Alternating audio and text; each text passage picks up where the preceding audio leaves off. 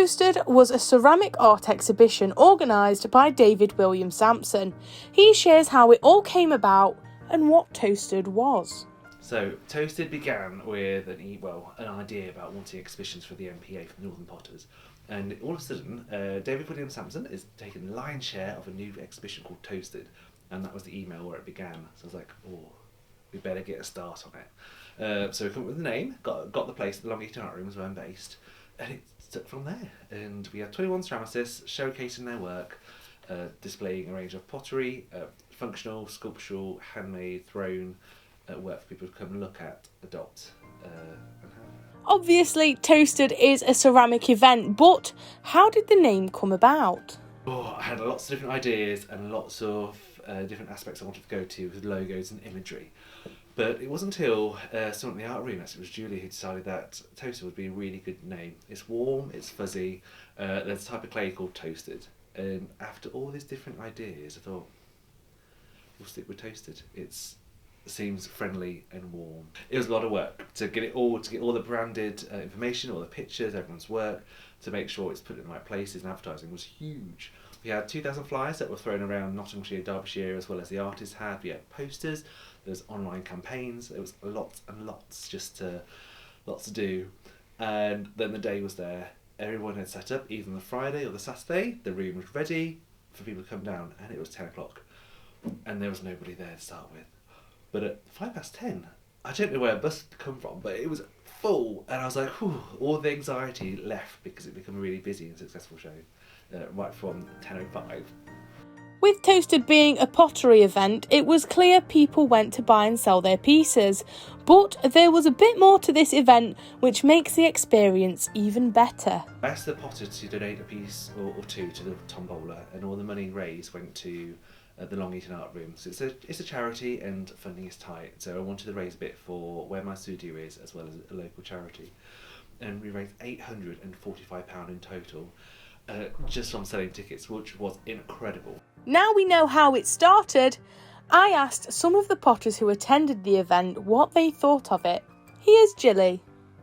So Toasted was brilliant because it's local, and a really small event. It was really well run and fantastic, and at the end of the day the customers voted for their favourite potter, or the favourite potter stand, I think. I don't think it had to do with the potter, but I won, which was brilliant, and I got a voucher for one of the suppliers I buy clay from. Ceramics is a great way to get creative, but how do you start? Went off to find myself a night class, and that's where it all started. So it's been a slow journey, and I've been doing the night class about 3 years when my partner said to me, for God's sake, can you go and sell some of those pots, because we were tripping over pots.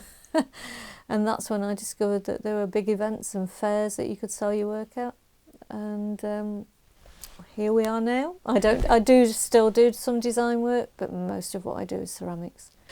And David, the organiser, had done such a good job, because obviously I've been doing it, selling my work 9 years now.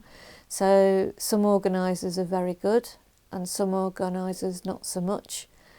And David had pretty much absorbed all the best aspects of an organiser, got on with it and did it. So it was a small show, but a really well run, well thought out, well organised show.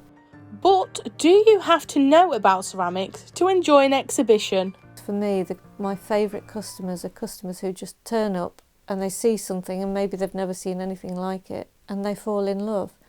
And they're not interested in how I made the piece. They just think, oh my God, I want it. And that's the brilliant thing. So I think ceramics is for everybody, whether you know the processes to make the finished piece or not. I think it really is something that everybody can appreciate. Clearly, Jilly enjoyed Toasted, but how did Ian find the event? No, I loved everything. It was a really good event, really well attended. The Art Rooms is a great venue as well, so yeah, it was great. What was so special about Toasted was that it was the first ceramic event to be held in Long Eaton, which made it more accessible to local potters. Ian explains the kinds of events he usually attends.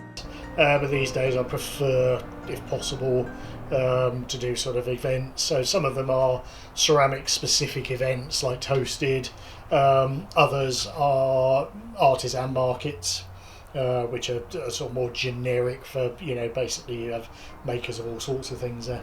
Publicity is key when organising an event, and Ian shares his thoughts on how David did at getting people through the doors. You know, getting it out there is one thing. You know, it's you know, certainly with Toasted, it was a really well advertised and pushed on social media and everything. So, you know, it was you know, a lot of people knew it was going on.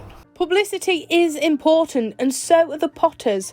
I asked what it's like being in a community of ceramic artists. Yeah, you meet loads of other potters, and I always think, you know, it's interesting to see, you know, you can take 20 potters, give them all a lump of clay and tell them to make something, and you'll get 20 different things.